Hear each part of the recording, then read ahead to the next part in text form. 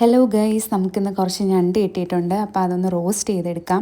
അച്ഛനാണ് ഇന്നത്തെ കുക്കിംഗ്. ഞണ്ട് ക്ലീൻ ചെയ്ത് വെച്ചിട്ടുണ്ട്. അതിനോടൊപ്പം ആവശ്യമായിട്ടുള്ള സാധനങ്ങളും വെച്ചിട്ടുണ്ട്. തക്കാളി, വെളുത്തുള്ളി, അങ്ങനത്തെ കുറച്ച് സാധനങ്ങൾ.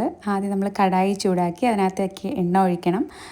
കടുക്, വറ്റൽമുളക്, ഉലുവ, കറിവേപ്പില എല്ലാം കൂടി ഇട്ടിട്ട് ജസ്റ്റ് അതൊന്ന് പൊട്ടണം. കടുകൊക്കെ പൊട്ടി വരണം. അതിനുശേഷം കുറച്ച് ഉള്ളി, ഉപ്പ് ഇട്ടൊന്ന് വഴറ്റണം. ആ ഉള്ളി ഒന്ന് വഴണ്ട് നല്ലപോലെ വരണം. അതിന് ശേഷം ഉള്ളി ഒന്ന് വഴണ്ട് വന്നതിന് ശേഷം തക്കാളി ചെറിയ പീസായിട്ട് മുറിച്ച് വെച്ചിട്ടുണ്ട്. തക്കാളി ഇടണം.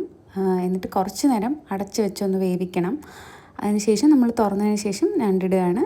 ഞണ്ടിട്ടിട്ട് അധികം വലിയ ഞണ്ടല്ല, ചെറിയ ഞണ്ടാണ്. ചെറിയ ചെറിയ പീസാക്കി വെച്ചിട്ടുണ്ട്. അതിനുശേഷം കുറച്ച് മഞ്ഞൾപ്പൊടി ഇടണം. എന്നിട്ട് ജസ്റ്റ് ഒന്ന് മിക്സ് ചെയ്ത് കൊടുക്കണം. ഒന്ന് എല്ലാം കൂടി ഒന്ന് അരപ്പെല്ലാം പിടിക്കാൻ വേണ്ടിയിട്ട് ജസ്റ്റ് ഒന്ന് മിക്സ് ചെയ്ത് കൊടുക്കണം. നന്നായിട്ടൊന്ന് മിക്സ് ചെയ്തതിന് ശേഷം ഒരു ചെറിയ കഷ്ണം പുളി, നമ്മൾ കുടംപുളിയാണ് ഇട്ടേക്കുന്നത്, കുടംപുളി ഇടണം.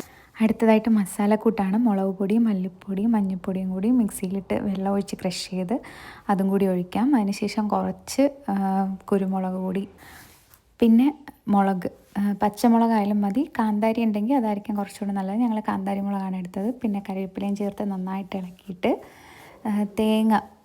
കുറച്ച് തേങ്ങ തിരുമിയ തേങ്ങയും കൂടി ഇട്ട് നന്നായിട്ട് ഇളക്കിയതിന് ശേഷം മൂടി വെച്ച് വേവിക്കണം.